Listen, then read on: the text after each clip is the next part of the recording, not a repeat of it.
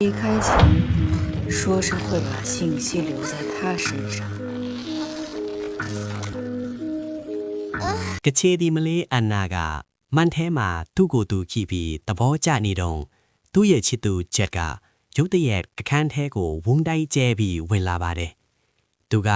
အန်နာရဲ့ဘေးကင်းလုံခြုံရေးအတွက်စိုးရိမ်နေပြီးဒီနားတဝိုင်မှာမိစ္ဆာတကောင်ကိုတွေးထားတယ်လို့ပြောပြလိုက်ပါတယ်။အဲ့ဒီအချိန်မှာပဲဆုံးမကြီးတယောက်ကအန်နာရဲ့ပုံစံအမှန်ကိုသိနေတာကြောင့်သူ့ကိုလှုပ်ရှားလို့မရအောင်ဂါထာမန်းမှုပြီးအေးခဲပစ်လိုက်ပါတယ်။ဂျက်က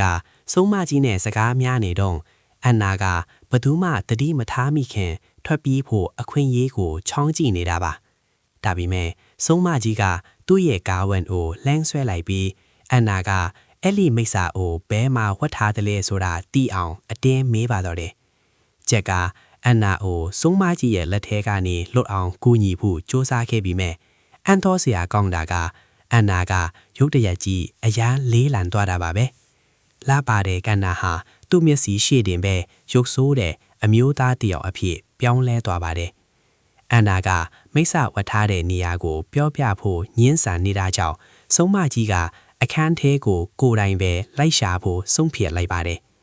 အစာပိုင်းမှာတော့ထူးထူးခြားခြားဘာမှမတွေ့ခဲ့ပြီးမဲ့သူကတော့ထောင်းစီအောင်ဆက်ပြီးလိုက်ရှာနေခဲ့တာပါ။သူ့ရဲ့စူးရှဲတဲ့မျက်လုံးတွေနဲ့နောက်ဆုံးမှာတော့နိုင်ရန်စည်းရေးပန်းကြီးကားတစ်ချက်ထဲကထူးဆန်းနေတဲ့အချက်တစ်ခုကိုတတိထားမိသွားပါတယ်။ပန်းကြီးကားထဲကရွှေငါးလေးတွေကတကယ်ပဲလှုပ်ရှားနေကြတာပါ။အဲ့ဒီမိစ္ဆာကအနုပညာလက်ရာထဲမှာပုံအောင်နေခဲ့တာဖြစ်ပါတယ်။